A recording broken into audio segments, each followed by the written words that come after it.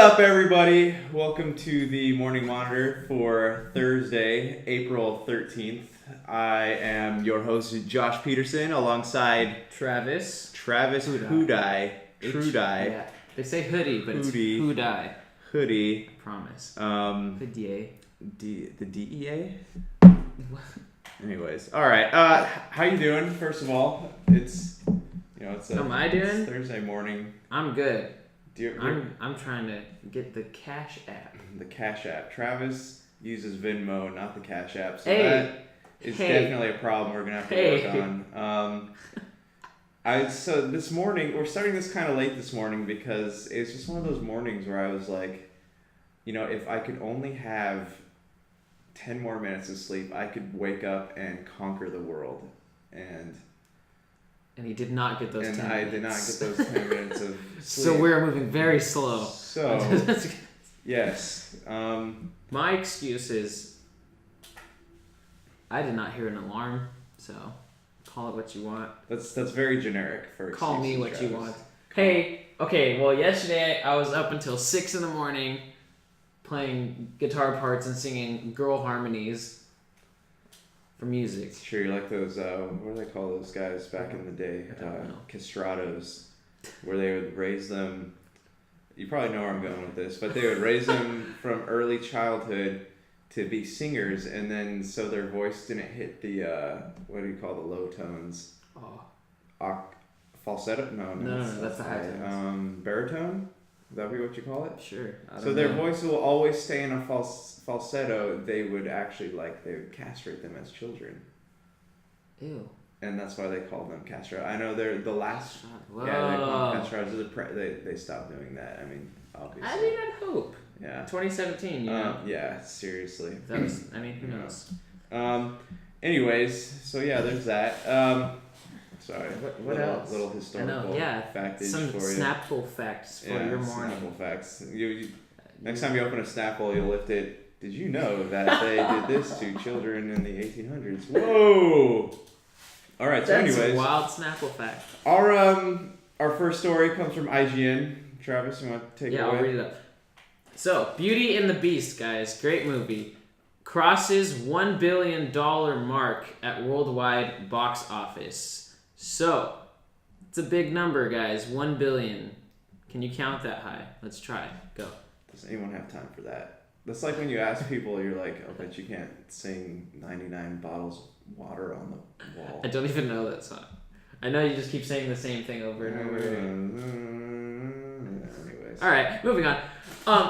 So this makes complete sense to me, though. It was advertised pretty well, I would say, but I had friends that went back and watched it like 4 times in theaters at least. And these were friends that were like mildly interested, and they watched it and were like thrilled by the movie. So it was a good movie. It was like, I agree. I went into it just because I wanted to know like what all the controversy was, and then I with the character, which was completely overblown, by the way. Yeah. And then I came out like truly enjoying it. I was like, wow, that was like not one moment during that movie did I look at my watch or want to walk out of the theater. Josh really likes Beauty and the Beast. I like Beauty and the Beast, guys. And James Corden did that on the crosswalk, which was actually really funny. It's so funny. If you haven't seen it, you need to go watch it. It is on Facebook. No, CBS's Facebook? CBS's Facebook. We just saw it on social media. You could probably and what's put the it video in game? Google and Again, pop up. the video again. What video? The video that he did that you're talking about, because you said it while we were both talking. Oh, so they perform Beauty and the Beast on a busy crosswalk in LA, right outside of a studio. So every time the light, I'm pretty sure it was CBS Studios, but I'm not 100% on that.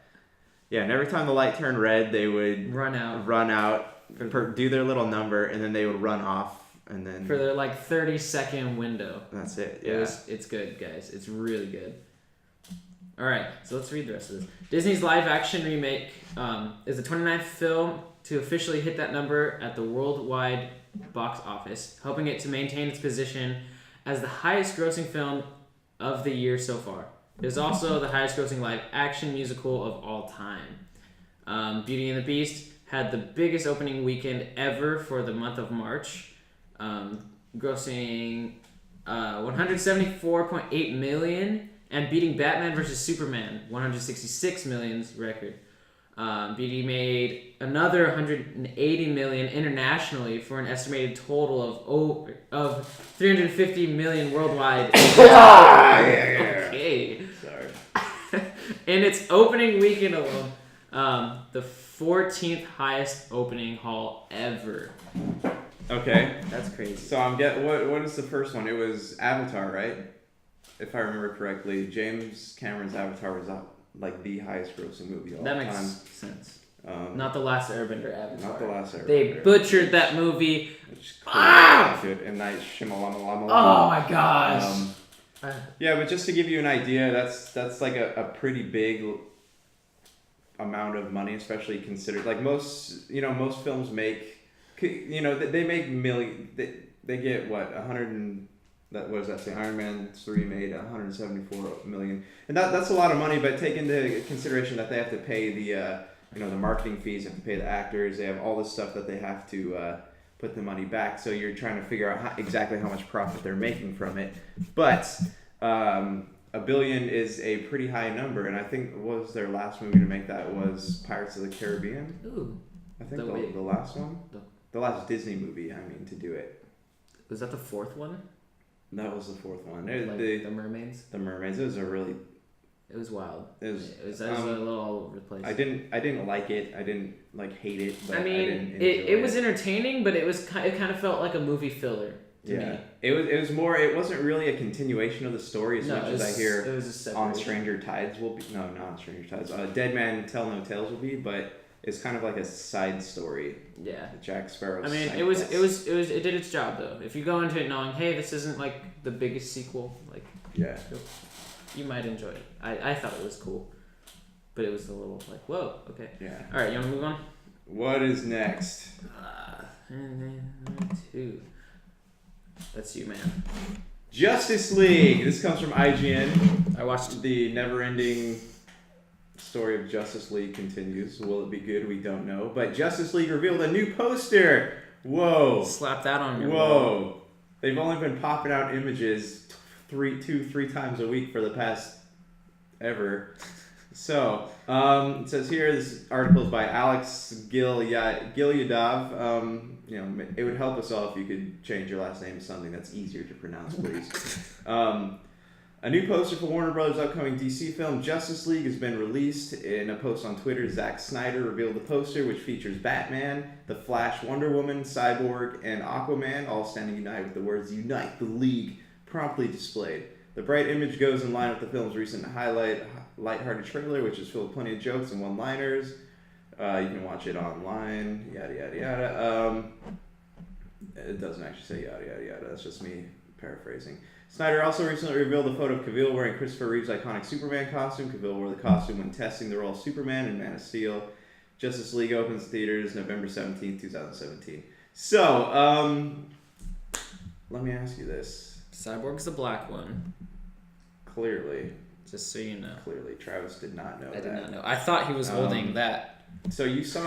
so in the poster, it's kind of like they basically took all the photos that they have so far of them and made them turn on their sides. So instead of going like this, you get this. Let's reenact this. So they're in layers. Say like I'm Batman and Travis is I'm Wonder Woman. Cyborg. Wow. If I'm in front of you, I would have to be Wonder Woman. If we're going like this, it just goes like this and we turn. So you get kind of a view of Travis. I'm Wonder Woman. Wonder Woman, Wonder Cyborg. Fists. And I'm Batman going like this. Like and then the Flash is over here. And then Cyborg. Cyborg, and then Aquaman's just going. They're all really close. So if you're too lazy to look at the poster, you can just watch this this video. And you got it. And you got it. All right. Oh, what does it say on it? Come on, man. We can't just not read that. Unite the League. There we go. Now we read it. All right, moving on. The League of what, though? United League of Legends. The League of Assassins. The League of Legends. All right, our next story.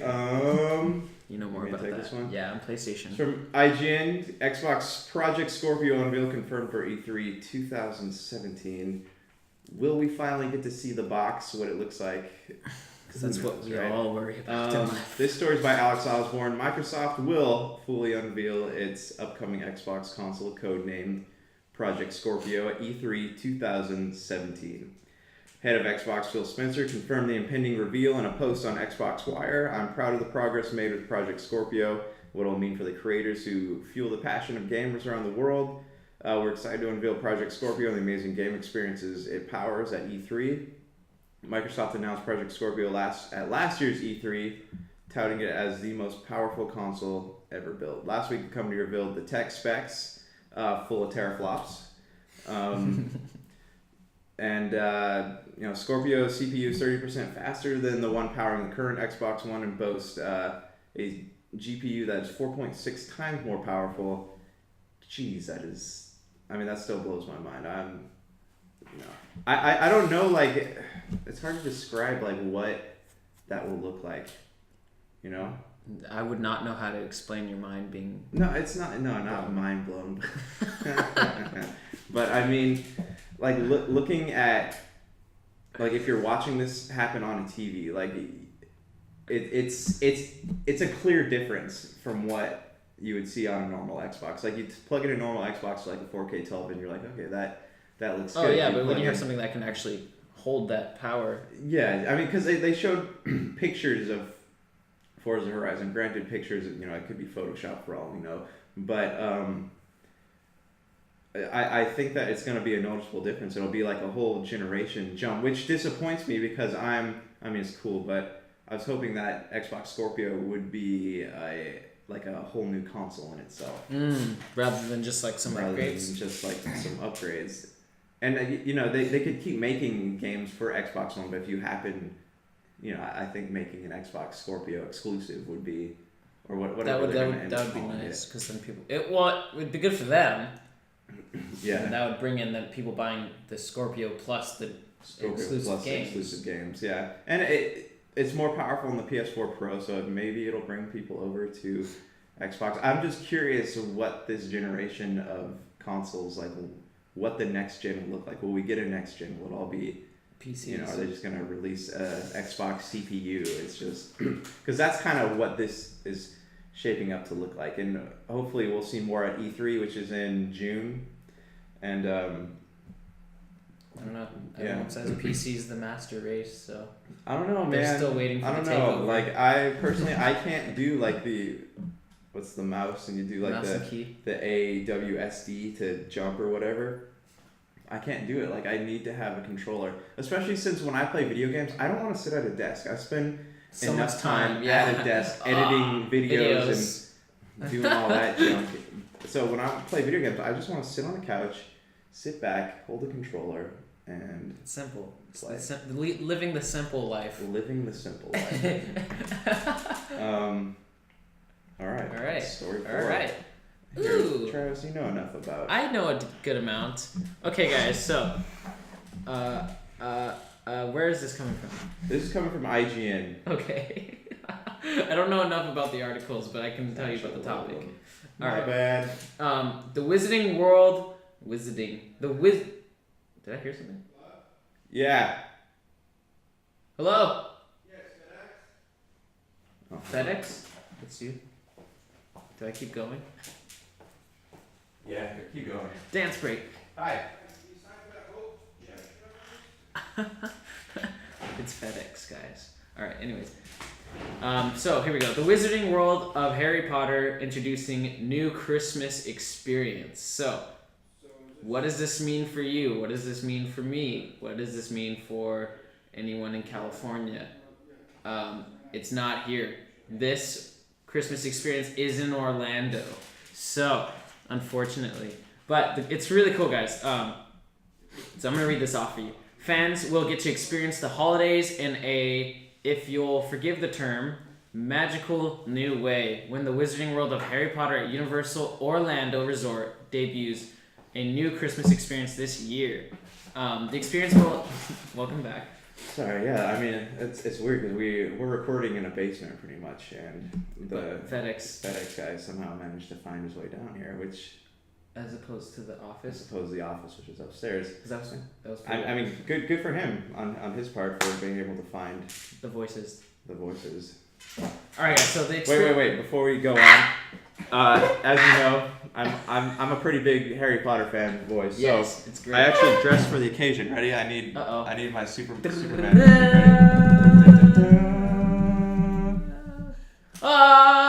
What? Hogwarts. Hogwarts. It's Hogwarts. He's not in the house. It's all of them. Do you know I bought this T-shirt from Target the other day, and honestly, Target has some good selections. See, Target does have some good selections, but you gotta be careful because everybody shops at Target. So it's like one of those situations where you go in and you see someone that has your clothes. Yeah, I mean, it's not as bad as like say you wear a T-shirt to a family reunion, and then the next year at Christmas they all buy you that same T-shirt. But you gotta be careful because you can walk out the door and run into like 12 people wearing the same T-shirt. But anyways, it's true. I washed this.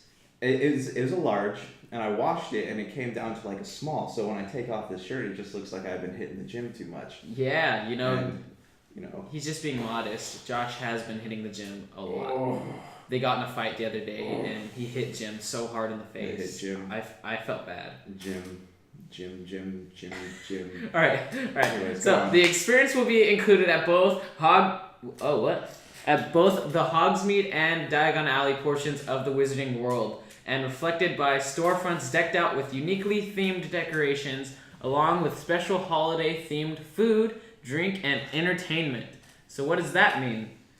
Holiday... Butterbeer! That's all that it means. That's literally it. No, I'm just kidding. You've had butterbeer, right? No, I don't. It is like... I don't even know. It's not real beer, right? It's not real beer, but... Clearly I haven't had it. I'm not a huge fan of cold, but when they heated it up for Christmas last year, it's like liquid pancakes. That sounds delicious. Seriously, it was just... I'm 20, so I haven't had any butterbeer, if you know what I'm saying. You don't need to be... I'm talking about... Oh. He has brain damage from the fight with Jim. It's true. It was rough. Okay, perhaps most notably, as night falls, Hogwarts Castle in the Hogsmeade portion of the Wizarding World will use projection mapping and special effects to visually transform in a presentation that will also include memorable Christmas moments from the Harry Potter series. So, if you've seen Harry Potter, you know that it's Christmas every year, and it's nice. I don't know if it's in everyone, is it? I'm just saying things now. No. It's in almost everyone, if not all of them. There's only 2 of them, I think. Or is there one in... Well... Is there? There's for sure... I know there's 2 that are, like, celebrated. Like, it shows what they're doing for Christmas. But I know that... I think they mention it in another one. Oh, are we talking about the movies? Yeah. It's in just about every one. It's in about all of them, right? Yeah, I think, except one of them's like really depressing because they don't do anything because there's a lot going on. I don't know about the last 2 though. I can't remember. I know the Deathly Hallows Part 1 is probably my least favorite of all of them. Too dragged out for you? It's the fact that I don't like to hear, I know it's a huge plot point, but I don't like to hear Ron whining. The whole movie? Ron and Harry both just whine the entire movie. It took a while. It took a while to finish that one. But, it served its purpose. Alright, what else? The description of how the castle will transform sounds similar. What is that word? By used in a different manner. Go for it. To be impressive, Hogwarts Castle. So basically the gist of this here article is that they are changing it for Christmas, which at nightfall. You get... Harry Potter World is cool, or I don't know if that's what they call it, but that's what we'll call it. It's cool. The one we have at Universal Studios down here, it's pretty neat. But it would be nice to see some change in it, just because you kind of get tired of the same thing over and over again. Though the novelty of Harry Potter never truly wears off. No. So, question: would you like to see more Harry Potter movies? Not necessarily Harry Potter, but other themes of the world. Would. I feel like that world has a whole lot of like story left to tell. I know with Fantastic Beasts and Where to Find Them is cool, but no, there's way more than that. I think there's a lot more, because if you think about it, this happens in government. You have a bunch of people in power. There's going to be villains. So you give them real power, to Avada Kedavra people, and there's going to be a power struggle. There's going to be evil. There's going to be people who want to use their powers to put muggles in line, or maybe there's muggles who want to use something else to guns to kill wizards. Powers. There's a lot of stories there that could be told, and I hope J.K. Rowling, a very talented author, realizes that. Yeah. Okay, so it's time for Tech Talk. Tech Talk. Tech Talk. Tech Talk. Tech Talk. You see what I did? You see what I did? Saw that. You see what I did? That was a hook reference. Well done, sir. Yeah. Well played. All right. So this comes from. I actually don't remember where this article came from. Google shuts down Burger King's cunning TV ads. So this is funny because Burger King released. Okay, so just under 3 hours after Burger King unveiled a new advertisement designed to hijack your Google Home to read long-winded description of its Whopper Burger, Google has disabled the functionality. Okay, so this is where it gets funny. So some hackers, God bless their souls, hacked into Wikipedia and got the changed the description of on the Whopper commercials. Oh yeah. So you ask what is the Whopper, and it would tell you what does it say? They've edited the Wikipedia entry because it would read the Wikipedia entry to you. Yeah. And they edited it to say stuff like shoot. Windows. It says cancer causing, chocolate candies in the ingredients. Another one was toenail clippings. Toenail clippings. So yeah, let's see. So it's reading this off to you, and Siri or whoever your voice is on your phone will read off to you the description of what a Whopper has in it, and they changed the. That's actually really funny. The description. So they're trolling you. They're trolling completely. With this new tech that's out, there's a lot of potential for dangerous things, but there's a lot of potential for really funny just things. Good funny things. If you don't get in trouble for it and it's funny. Hackers are a different. I don't know if they want to be called hackers, but they're trollers. Trollers are a different breed in themselves. Sometimes they're annoying, but sometimes they are really funny. They're just spot on. What else? So, talking about trolling and how that's a new thing of media that's been able to happen because of social media and just people favoriting and retweeting all that stuff. I hear there's actually colleges, or at least one, that offers meme making classes. Meme development 101. Yeah, I mean, and usually, okay, so think about that. Let's talk about this. So the world is changing. A few years back, something like meme development would be just the most idiotic thing you've ever heard of. Because you wouldn't be able to do anything. People are making. I don't know how do memes work though, because I know on a video, if you were to make a good video and it got watched by 1 million people, you could make some money off of it off YouTube because you're technically going viral. Yeah. But how does a meme get money? How does a meme get money? I don't know. Unless they're getting paid through. I don't know. Do you feel like we're going to reach a point where all of the memes have been used? No. Because we reuse phrasing on new pictures. And we reuse pictures for different phrasing. So but it's equally funny if they do it right. There's only so much you can do with a picture, and I feel like that this is where video really becomes the way of the future. The future is going to be in GIFs. Yeah, basically. They're going to keep taking from new things and one of the funny memes was they made so much fun of Lady Gaga jumping into the Super Bowl. They put wrestling videos. Pictures. They put SpongeBob hanging from the ceiling in the SpongeBob SquarePants movie. They just so as soon as something new happens that could be even slightly funny in the smallest way, they're gonna jump on it and make it into 1,000 memes. Of course. Gotta love the internet. All right, well, that's the Morning Monitor for today. Thanks for tuning in. Send us in a meme. Wait, we do have... Yes, send us some memes. Of ourselves. Of this show. That'd be funny. Yeah, you can follow us on social media. Subscribe to us on YouTube. We're on Facebook. We don't have a website yet. We're working on it. If you go on YouTube and you subscribe, and then you comment on the video on any of our videos, just to say that you did subscribe, you will be entered to win from now until whenever we decide to not do this anymore, you will be entered in a chance to win Tuesday's new releases each week. Yeah. So please do that. Tell your friends. We would appreciate that. We also have a sponsor, Always Greens Synthetic Grass and Putting Greens. Eventually say that 5 times fast. That name will be easy to pronounce. But you can catch them in Huntington Beach. They have these really great looking lawns. It looks real. It's not like Brady Bunch AstroTurf. You can, it saves you money in the long run, and they pack stuff underneath it. They will actually do landscaping for you to make it look like a real lawn. Oh yeah. And they do financing. So and this is always green, guys. Always, it always stays green. No dead spots. No dead spots. Ever. All right. Well, thanks for tuning in. This has been the Morning Monitor for Thursday, April 13th of 2017. Stay classy. Goodbye.